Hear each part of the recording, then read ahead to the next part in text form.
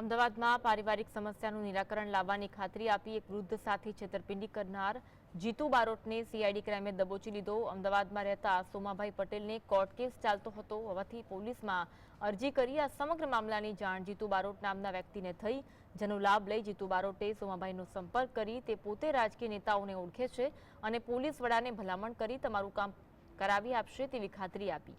જોકે આ સમગ્ર કામ માટે જીતુ બારોટે ₹3 કરોડની માંગણી કરી। જોકે સોમાભાઈ ₹50 લાખ આપવા તૈયાર થઈ ગયા। આ દરમિયાન સમગ્ર કિસ્સો સીઆઈડી ક્રાઇમના ધ્યાને આવતા પોલીસે ફરિયાદી બની સોમાભાઈને સાક્ષી તરીકે રાખી જીતુ બારોટની ધરપકડ કરી હતી। पर उनके पास जो रिकॉर्डिंग्स था फोन पे, उसके आधार पर हम लोग रिकॉर्डिंग वेरीफाई करके जीतू बारोट के खिलाफ